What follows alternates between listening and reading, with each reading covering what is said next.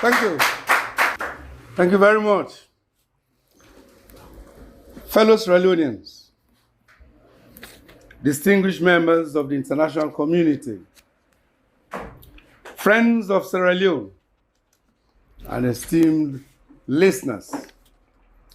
Today, I stand before you to address you on a matter of utmost significance, a matter that deeply concerns the very essence of our cherished nation, Sierra Leone. This matter touches the lives and hearts of every citizen, transcending political affiliations, ethnic and regional boundaries. It revolves around our recently concluded three-day inter-party dialogue between the APC and the bill-led SLPP regime, and the subsequent agreement or communique signed by the APC, the SLPP government, and international mediators representing the African Union, ECOWAS, and the Commonwealth.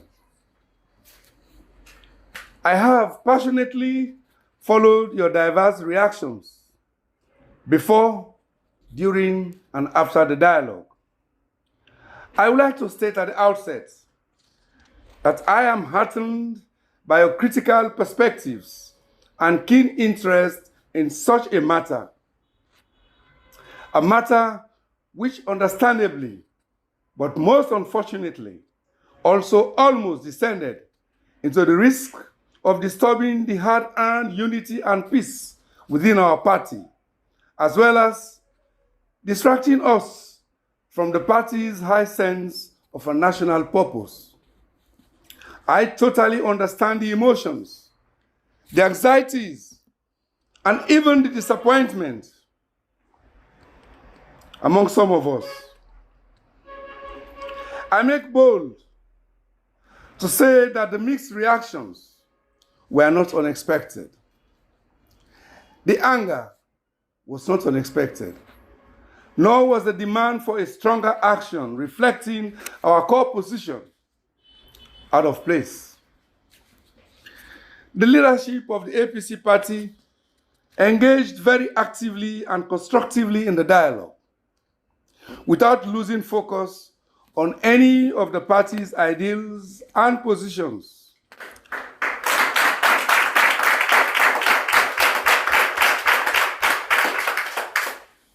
The leadership of the party engaged very actively and comprehensively in the dialogue, without losing focus on any of the party's ideals and positions relative to the rigged June 23 elections.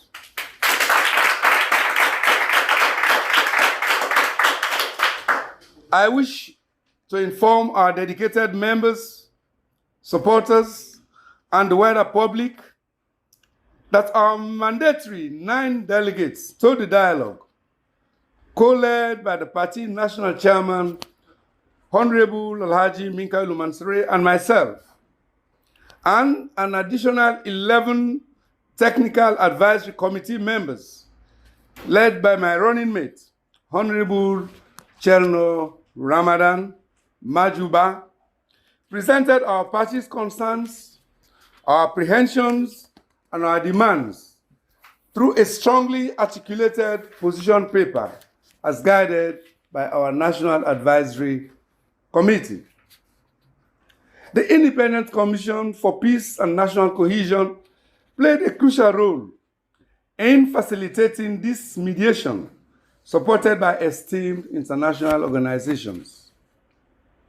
We believe that the divisive political atmosphere triggered by Mr. Mohamed Kone's hasty and premature announcement of election results and subsequent declaration of the incumbent President Julius Maada Bio and the SLP party as the winners of the June 24, 2023 presidential, parliamentary, and local council elections was most unprecedented in Sierra Leone or even anywhere else in the world. This, we believe, should have prompted a more assertive response from the international community, in particular, all election observer missions. Had they chosen to arbitrate much earlier, undoubtedly, many of our demands could have been positively addressed and the ensuing stalemate averted.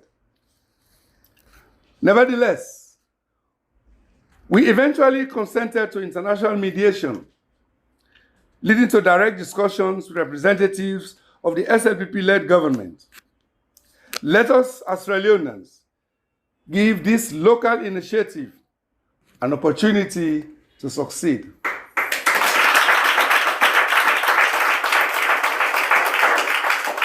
Thank you. The communique contains several constructive provisions and benchmarks that, if honestly and patriotically addressed and in good faith, can help restore the will of the people and uphold true democracy. Through the dialogue, the three esteemed international organizations fostered an atmosphere of respect and urged Sierra Leoneans to take ownership of the process, prioritizing national interests above party-specific gains.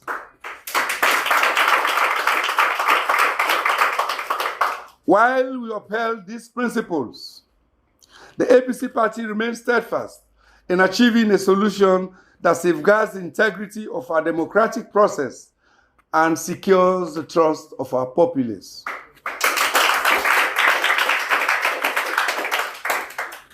Considering the nature of the massive election irregularities and our demand for ECSL certified results to be provided to party agents and observers as legally demanded, we believe that the cross-party committee provided for in Resolution 3 of the agreement will address such concerns.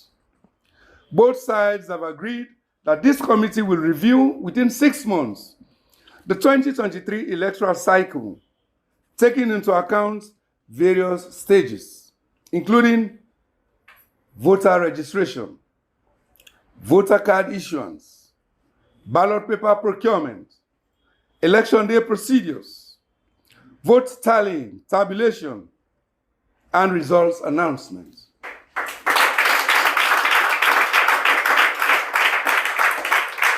Furthermore, the committee will also draw from lessons learned in past elections since the restoration of constitutional order after the Civil War, and does not, of necessity, rule out an early election.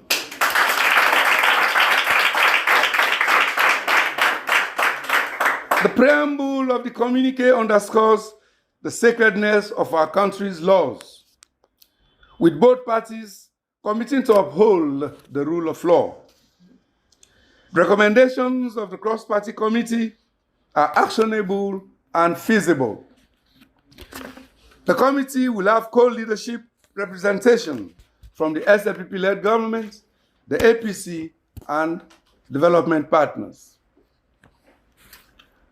I firmly believe that this committee's creation will provide a platform for both parties to engage constructively and allow justice, the rule of law, and peace to prevail in our beloved nation.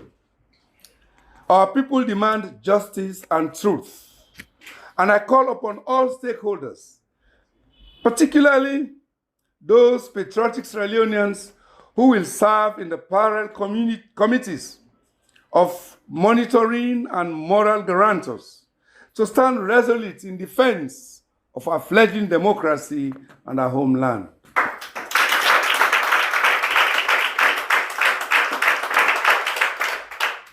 The cross-party committee will also look into matters of political violence, excessive use of force by the security forces, extrajudicial killings, and harm to innocent citizens.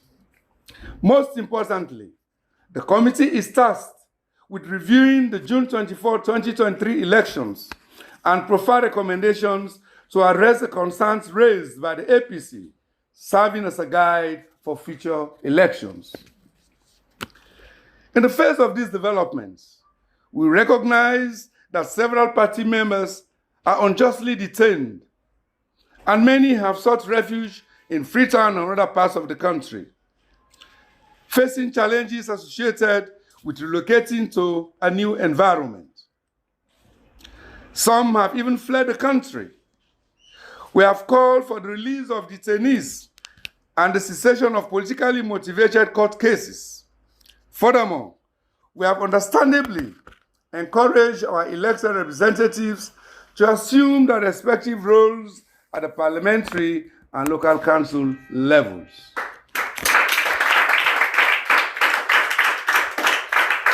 We sincerely appreciate their sacrifice and determination. We congratulate them and wish them well.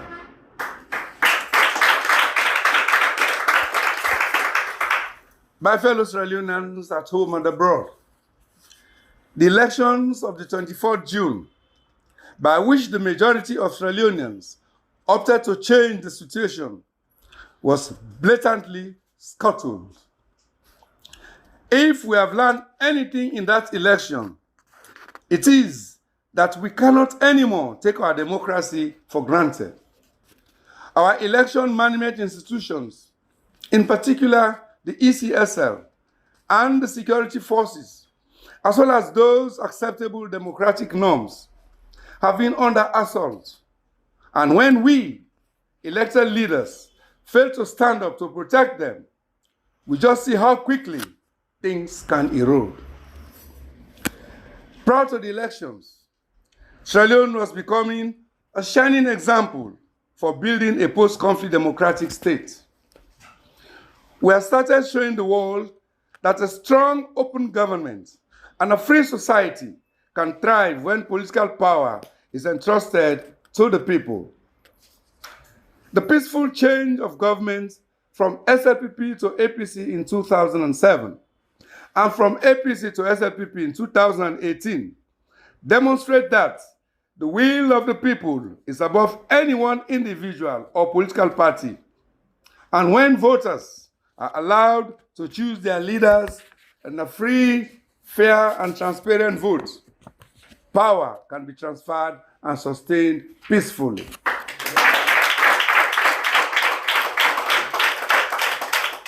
The dissatisfaction stemming from the elections has cast a shadow over our nation. The lack of transparency in those elections has left scars that still need healing. The perception that jobs are reserved for specific tribes, regions, or political party activists has sown seeds of discord. The fragile state of our economy keeps our people awake at night, worrying about their tomorrow, the day after, and the future ahead. Hurtful circumstances like these require calm nerves, clear thinking, and oftentimes unpopular, hard decisions.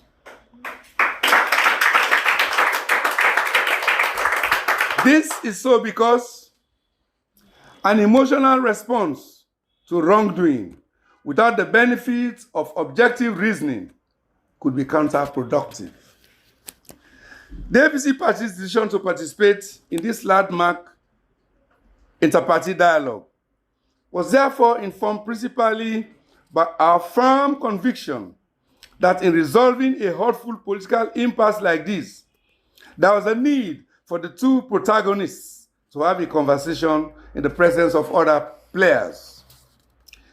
This was so that we could start the process of better understanding each other as politicians and finding common ground on which to correct political wrongs, while restoring confidence and integrity in our electoral system and body politic. This also underscores the fact that the APC is a party that puts people and country first.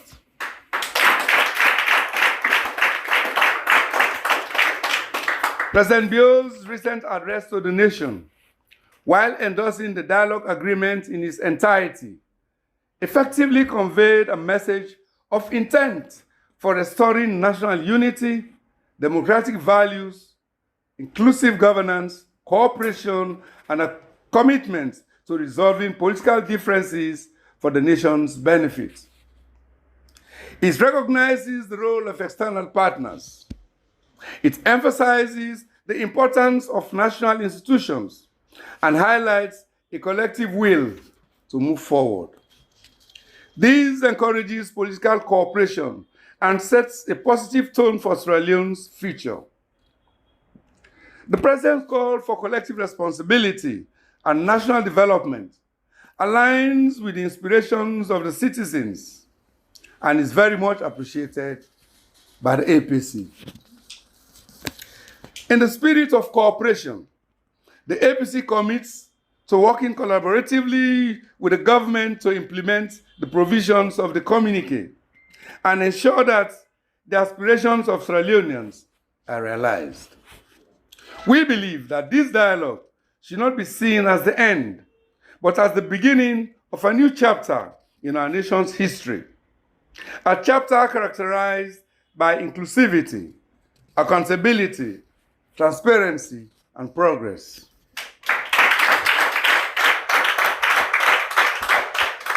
As we move forward, let us remember that Sierra Leone belongs to all of us, and its development and prosperity are the shared responsibility of every citizen, regardless of political or tribal affiliations.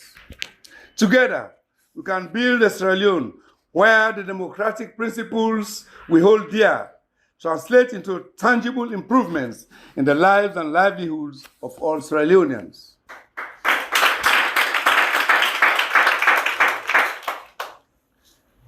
President Bio, the destiny of our nation lies in our hands. We have a choice to make, and it's a choice that will define our legacy.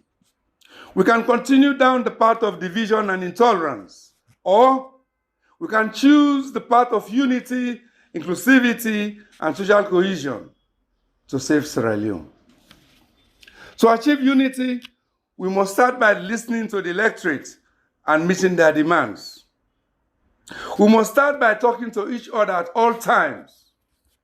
We must adhere to the communique agreement in its entirety. We cannot afford further delays, as any delay will be seen as a lack of respect for an agreement we willingly entered into, and more importantly, a lack of respect for the people of Sierra Leone and our international partners.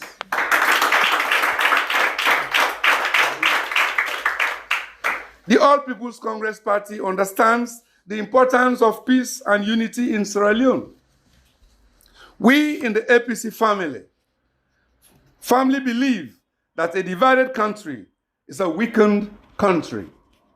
We recognize that the communique is not a destination, but a starting point towards restoring the unity, justice, democracy, and social cohesion that our nation so desperately needs.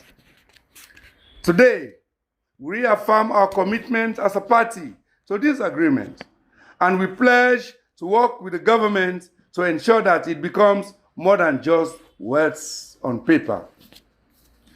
Let us remember that responsibility to unite our country and foster social cohesion is not the sole burden of one political party, but a collective endeavor that requires all of us.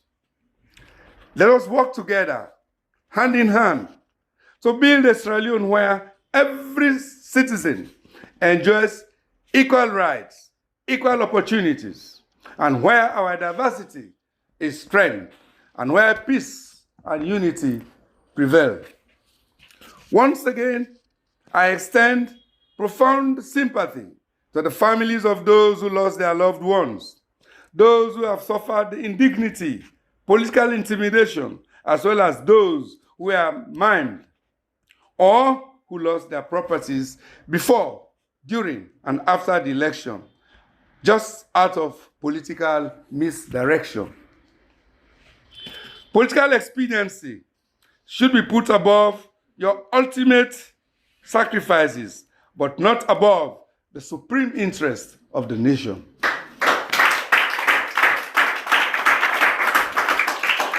Let me thank the mediators, led by former Vice President of the Gambia, Her Excellency Madam Fatoumata Jallow Tambajan, representing the AU and ECOWAS, retired George Musaga from Kenya, who led the Commonwealth team, backup technical experts, the diplomatic community, and our development partners, who showed keen interest and supported the dialogue process in diverse ways.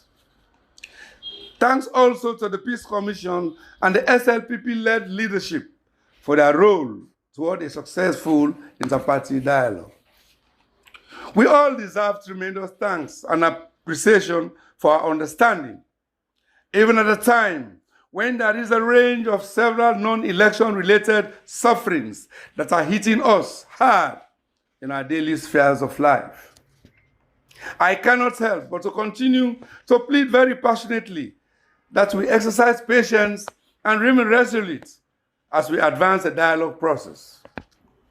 The dialogue was not meant to be controversial or confrontational. It really should not be. This is something we all should want to sustain as we strive to restore confidence in our interpersonal relations and in our election system. I hereby wish to reiterate my unyielding commitment to continue to advance and protect your supreme interests, no matter who you are, or what tribe, region, or political inclinations you belong to. It is only in challenging times like these that our true strength, our sincerity, our togetherness will shine. We can be a voice for the voiceless, advocate for social justice, and champion to overcome the causes that divide us as a people. My resolve is unshakable, and my commitment to our ideals unwavering. For the cleaning up of our heavily tainted and corrupted election system, and bringing back our development on track, I am leading, and I will continue to lead, a good fight for a noble cause to the glory of God.